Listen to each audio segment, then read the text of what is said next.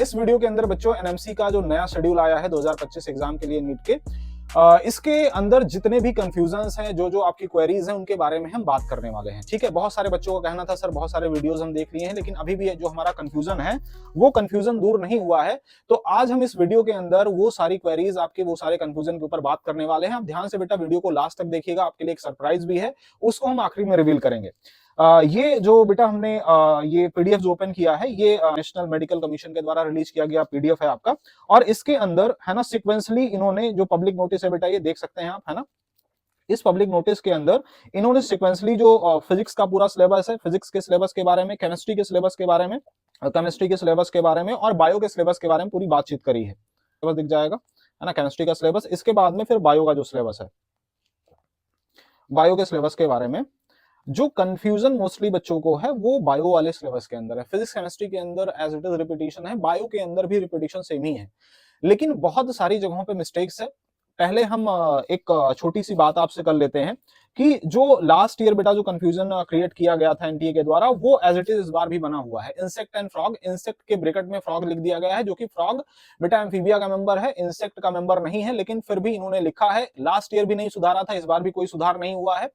लेकिन आपको एक चीज समझनी है, पेपर के पैटर्न को देखते हुए और अपनी सिक्योरिटी के लिए, मान लीजिए बेटा एग्जाम के अंदर इंसेक्ट मतलब कॉकरोच और फ्रॉग दोनों से सवाल आ जाएं, तो आपको दोनों को तैयार करके रखना है ना। ऑफलाइन क्लासेस के अंदर या फिर बेटा जो हम ऑनलाइन अपनी सीरीज चला रहे हैं उसके अंदर हम इन दोनों टॉपिक के बारे में बात करने वाले हैं। ठीक है, कुछ भी छोड़ना नहीं है। मतलब हम आपसे ये नहीं कह रहे हैं आप एक्स्ट्रा पढ़ लो, लेकिन आप ऐसे कंफ्यूजन के चक्कर में आप ऐसे टॉपिक को ना छोड़ो जिनसे सवाल आ सकता है। तो इंसेक्ट के अंदर बेटा आपको कॉकरोच पढ़ना है, फ्रॉग को आपको अलग से पढ़ना ही पढ़ना है। अच्छा, ये टॉपिक्स आपको पुरानी ओल्ड एनसीईआरटी के अंदर दोनों टॉपिक्स मिल जाएंगे। ठीक है, तो बच्चों का कंफ्यूजन ये भी रहता है कि सर नई वाली एनसीईआरटी से पढ़ें कि पुरानी वाली एनसीईआरटी से पढ़ें, तो उसके ऊपर भी अभी हम बात करेंगे। कई सारे टॉपिक्स आपको बेटा मजबूरी है आपकी पुराने एनसीईआरटी से पढ़नी पड़ेगी आपको, क्योंकि नए वाले एनसीईआरटी से पूरी तरीके से रिमूव कर दिए हैं। कौन कौन से ऐसे टॉपिक्स हैं जो रिमूव किए गए हैं? जैसे सबसे पहला बेटा जो चैप्टर है यहाँ पे, जो सबसे पहली यूनिट है, उसका जो पहला चैप्टर है what is living, living word के अंदर हम बात करने वाले हैं। लिविंग वर्ड के अंदर ये जो पूरा पूरा लिविंग वर्ड वाला टॉपिक है, इस टॉपिक के अंदर बेटा इन्होंने जो शुरू में कैरेक्टरिस्टिक ऑफ लिविंग ऑर्गेनिज्म की जो कैरेक्टरिस्टिक की बात करी है, ग्रोथ, रिप्रोडक्शन, है ना, मेटाबॉलिज्म, कॉन्शियसनेस, ये वाला टॉपिक आपको छोड़ना नहीं, पढ़ना है। आखिरी का जो टॉपिक है बेटा, जहां पे कीज के बारे में दिया गया है, जहां पे बॉटनिकल गार्डन के बारे में बात करी गई है ना, तो ये सब जो कैटलॉग के बारे में बात करी गई, ये सब आप छोड़ सकते हो, आखिरी वाला टॉपिक छोड़ सकते हो। लेकिन उसके पहले जो टेक्सोनॉमी वाला पूरा पार्ट है, ये पूरा आपको पढ़ना है। इसके पहले जो what is living and characteristic of living organism, ये पूरा आपको पढ़ना है। ठीक है, तो ये छोड़ना नहीं है, आप इसको पूरा पढ़ सकते हो। बायोलॉजिकल क्लासिफिकेशन के अंदर कुछ भी कट नहीं हुआ है, पूरा पूरा एज इट इज है, वो आपको पढ़ना ही पढ़ना है। इसके बाद में जो प्लांट किंगडम है, प्लांट किंगडम के अंदर बेटा जो आखिरी का टॉपिक है ना, आखिरी वाला टॉपिक जो नए एनसीईआरटी के अंदर से रिमूव किया गया है, वो टॉपिक जो रिमूव किया गया नए एनसीईआरटी से, आपको पुराने वाले से नहीं पढ़ना है। ठीक है, वो नए एनसीईआरटी ही आप उसके अंदर पूरी तरीके से फॉलो करेंगे। इसके बाद में ये जो है ना एनिमल टिश्यू वाला जो टॉपिक दे रखा है, एनिमल टिश्यू वाले टॉपिक में बेटा इन्होंने क्या किया है कि शुरू के जो टिश्यू वाले पार्ट है उनको इन्होंने हटा दिया है, जो कि बहुत ही गड़बड़ है। तो आपको connective tissue, epithelial tissue, muscular tissue, nervous tissue, इनके बारे में बेसिक जानकारी जरूरी है। ये जगह जगह पे काम भी आता है और आपको पढ़ना भी चाहिए, आपके एग्जाम में भी बेटा क्वेश्चन आने के चांसेस हैं। तो नए एनसीईआरटी से रिमूव होने के बावजूद आपको ओल्ड एनसीईआरटी से पढ़ना ही पढ़ना है एनिमल टिश्यू वाला टॉपिक। इसके बाद में हम जरा चलते हैं सेल स्ट्रक्चर एंड फंक्शन। बेटा इस पूरी यूनिट के अंदर आपको सब कुछ पढ़ना है। बायोमोलिक्यूल्स के अंदर बेटा जैसे इन्होंने, है ना, जो बायोमोलिक्यूल्स वाला टॉपिक है, कुछ टॉपिक को जैसे रिमूव किया, बॉन्डिंग वॉन्डिंग वाला टॉपिक इन्होंने रिमूव किया है, या फिर जो कॉन्स्टिट्यूएंट की बात करी है, डायनेमिक्स ऑफ लिविंग सिस्टम की बात करी है ना, ये वाला टॉपिक जो उन्होंने रिमूव किया है, छोटा सा टॉपिक रहता है बेटा, कोई इसमें दिक्कत वाली बात नहीं रहती, कुछ उसमें रटना भी नहीं है। तो आप ओल्ड एनसीईआरटी से पूरा पूरा बायोमोलिक्यूल्स पढ़ सकते हो। ठीक है, कुछ उसमें बदलाव नहीं हुआ है। नए वाले एनसीईआरटी में इन्होंने बहुत सारी चीज रिमूव करी है, लेकिन रिमूव्ड पार्ट भी आपको पढ़ना है बेटा, है ना, इसको छोड़ना नहीं है। Cell cycle, cell division as it is है, इसके अंदर कोई बदलाव नहीं है। इसके बाद में प्लांट फिजियोलॉजी के अंदर 2 चैप्टर पूरी तरीके से रिमूव कर दिए गए हैं, जिसके अंदर ट्रांसपोर्ट एंड मिनरल न्यूट्रिशन बेटा लास्ट ईयर भी रिमूव किया गया था, इस बार भी रिमूव है, तो उसको नहीं पढ़ना है, उसको छोड़ देना है। जो उसके टॉपिक्स अदर चैप्टर के अंदर थोड़ा सा मतलब है ना समझाए जाते हैं, जैसे बायोलॉजिकल क्लासिफिकेशन जब आप पढ़ते हैं तो नाइट्रोजन साइकिल वगैरह के बारे में डिटेल में नहीं, लेकिन उन ऑर्गेनिज्म के बारे में थोड़ी बहुत बात करी जाती है, उतना आपको जानना चाहिए। ठीक है, इसके बाद में फोटोसिंथेसिस पूरी डिटेल के अंदर आपको पढ़ना है। है ना। इसके अंदर जो केमियास्मोटिक हाइपोथेसिस है ना, साइक्लिक नॉन साइक्लिक फोटोफॉस्फोराइलेशन की जो बात करी जाती है, C4 C3 प्लांट की जो बात करी जाती है, पूरा आपको पढ़ना है बेटा, है ना। Respiration, exchange of gases, respiration वाला जो टॉपिक है बेटा, इस टॉपिक के अंदर इन्होंने ईटीएस के अंदर बहुत भयानक कंफ्यूजन क्रिएट किया है। इसके पहले की जो एनसीईआरटी थी, ओल्ड एनसीईआरटी, उसमें भी बहुत करेक्ट बात नहीं लिखी गई है, लेकिन नए वाले एनसीईआरटी में इन्होंने क्या किया कि डायग्राम के अंदर कुछ और बात लिख दी है, कुछ और दिखाया है, और टेक्स्ट के अंदर कुछ और लिख दिया है। इसके बारे में बेटा हम एक अलग से वीडियो बना के बात करेंगे। कंफ्यूजन है वहां पे, अगर एनएमसी वालों तक ये वीडियो पहुंच रहा है या फिर आपको किसी तरीके से मतलब है ना, ये अगर जानकारी मिलती है तो प्लीज इस पे बात करिए। ये क्लियरिटी बहुत जरूरी है, बच्चों तक पहुंचानी बहुत जरूरी है कि बच्चे क्या पढ़े, मतलब है ना वहां पे, क्योंकि कंफ्यूजन बहुत ज्यादा एटीएस के अंदर आप लोगों ने भाई बहुत कंफ्यूजन क्रिएट कर दिया है। ह्यूमन फिजियोलॉजी में डाइजेशन वाला टॉपिक हट चुका है, लास्ट ईयर भी हटा हुआ था। इस बार हम ब्रीदिंग एक्सचेंज ऑफ गैसेस की बात करने वाले हैं, body fluid circulation, excretive product in their elimination, locomotion movement, ये पूरा है। न्यूरल कंट्रोल एंड कोऑर्डिनेशन के अंदर बेटा सेंसरी ऑर्गन आपको नहीं पढ़ना है, रिफ्लेक्स एक्शन के बाद में रिफ्लेक्स एक्शन से जो sensory organ year and eyes वगैरह दिए गए हैं, ये सब आपको नहीं पढ़ने हैं। ब्रेन तक का पूरा पार्ट आपको पढ़ना है, कंप्लीटली पढ़ना है। केमिकल कोऑर्डिनेशन एंड इंटीग्रेशन वाला बेटा पूरा पूरा चैप्टर आपको पढ़ना है। इस तरीके से 11th का टॉपिक खत्म होता है।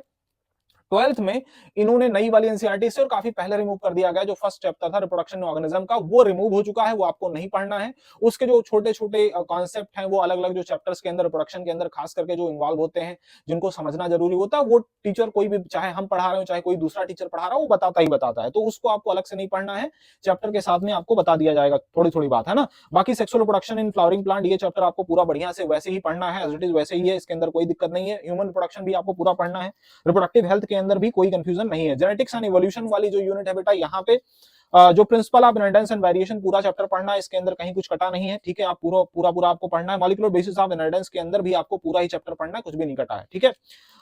इवोल्यूशन इवोल्यूशन भी इवोल्यूशन वाला चैप्टर भी बेटा आपको पूरा पूरा पढ़ना है, ठीक है। यहाँ पे थोड़ा सा एक टॉपिक, ये modern synthetic theory of evolution, ये टॉपिक थोड़ा सा नया है, ये आपको हम बता देंगे बेटा, अलग से हम इसके ऊपर वीडियो बना देंगे, ये चीज हम समझा देंगे। ह्यूमन वेलफेयर के अंदर ह्यूमन हेल्थ एंड डिजीज की बात करी जाए तो यहाँ पे डेंगू एंड चिकनगुनिया, दो बीमारियां आपको अलग से पढ़नी है, जिसके ऊपर बेटा अपने चैनल के ऊपर वीडियो पड़ा हुआ है, आप जाके वहां से देख सकते हो, ठीक है।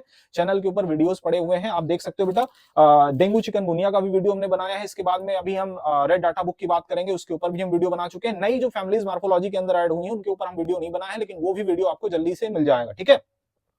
तो ह्यूमन हेल्थ डिजीज के अंदर है ना, ये जो बीमारियां इसके अंदर दी गई हैं, malaria, filariasis, ascariasis, typhoid, pneumonia, common cold, amoebiasis, ringworm, dengue, chikungunya. Dengue and chikungunya, इन दोनों बीमारियों को आपको अलग से पढ़ना पड़ेगा, जिसका वीडियो अपने चैनल के ऊपर ऑलरेडी अपलोड हो चुका है ना। तो आप वहां से देख सकते हो पूरा, उसके अलावा और कुछ मत देखना, आपका पूरा कॉन्सेप्ट क्लियर हो जाएगा, अच्छे से आपको बात समझ में आ जाएगी, है ना। इम्यूनोलॉजी, वैक्सीनेशन, है ना, वैक्सीन के बारे में, कैंसर, एचआईवी एड्स के बारे में, adolescent, drug and alcohol abuse, tobacco abuse के बारे में आपसे बात करेगी, ये आपको समझना है।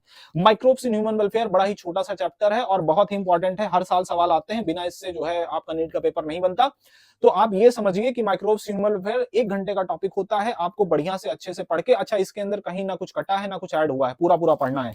बीच के अंदर जो एक चैप्टर हुआ करता था इन दोनों के बीच में, strategies for enhancement food production, ये हट चुका है पूरी तरीके से। इसका जो एक टॉपिक था टिश्यू कल्चर वाला, वो बायोटेक के अंदर ऐड किया गया है। तो बायोटेक जब हम पढ़ाते हैं तो वहां पे हम इस बात को इंक्लूड करके पढ़ा देते हैं। नई वाली एनसीईआरटी के बायोटेक के अंदर बेटा ये चीज इंक्लूड भी कर दी गई है, टिश्यू कल्चर वाली बात, ठीक है। तो बायोटेक्नोलॉजी एंड इट्स एप्लीकेशन की अगर बात करी जाए तो यहाँ पे पहला चैप्टर प्रिंसिपल एंड प्रोसेसेस वाला है पूरा पूरा, जिसके अंदर जेनेटिक इंजीनियरिंग टेक्नोलॉजीज वगैरह के बारे में बात करी गई है। एप्लीकेशन अब बायोटेक्नोलॉजी के अंदर अगर हम देखें, in health, agriculture, human insulin के बारे में, वैक्सीन के बारे में, vaccine production, gene therapy, genetically modified organism, BT crops वगैरह के बारे में, है ना, ट्रांसजेनिक एनिमल्स के बारे में, बायोसेफ्टी इश्यूज एंड बायोपैरेशन, पेटेंट वगैरह के बारे में बात करी गई है, जो कि एज इट इज है, जो पहले जो बात करी गई थी वही इस बार भी बात है। बस इसके अंदर strategies for enhancement in food production का जो आखिरी टॉपिक टिश्यू कल्चर वाला था, वो भी शुरू में ऐड कर दिया गया है, उसको भी आपको पढ़ना है साथ में, ठीक है। इकोलॉजी एंड एनवायरमेंट बेटा चार चैप्टर हुआ करते थे, अभी केवल 3 बचे हैं, लास्ट ईयर भी केवल 3 ही थे। तो कौन सा रिमूव किया गया? आखिरी चैप्टर इन्वायरमेंटल इशू पूरी तरीके से रिमूव कर दिया गया, उसको नहीं पढ़ना है। बाकी छोटे छोटे कट्स चैप्टर के अंदर भी लगाए गए, जैसे पहला वाला जो चैप्टर है बेटा ऑर्गेनिज्म एंड एनवायरमेंट, है ना, इसके अंदर जो शुरू का ऑर्गेनिज्म वाला टॉपिक था, एबायोटिक कंपोनेंट के बारे में जहां बताया जा रहा था, एडॉप्टेशन के बारे में जहां बात करी जा रही थी, वो पूरी तरीके से रिमूव कर दिया गया, उसको आपको नहीं पढ़ना है, पॉपुलेशन से आपको पढ़ना है ना। और इसके आगे फिर competition, predation, parasitism, population attributes, growth वगैरह के बारे में, birth rate, death rate, age distribution वगैरह के बारे में आपको पूरी जानकारी लेनी, ये पूरा पढ़ना है। इकोसिस्टम के अंदर आखिरी के जो टॉपिक्स हैं जो रिमूव किए दिए गए हैं वो नहीं पढ़ने हैं, आप नई वाले एनसीईआरटी पूरी तरीके से यहाँ पे फॉलो कर सकते हो, ठीक है। तो जो नई एनसीईआरटी के अंदर है बेटा इस चैप्टर के अंदर वही केवल पढ़ना है। बायोडायवर्सिटी एंड कंजर्वेशन के अंदर कुछ भी नहीं कटा है, आपको पूरा पूरा पढ़ना है। रेड डाटा बुक नया टॉपिक है, इस टॉपिक को बेटा आपको अलग से पढ़ना होगा, जिसका वीडियो ऑलरेडी चैनल के ऊपर पड़ चुका है।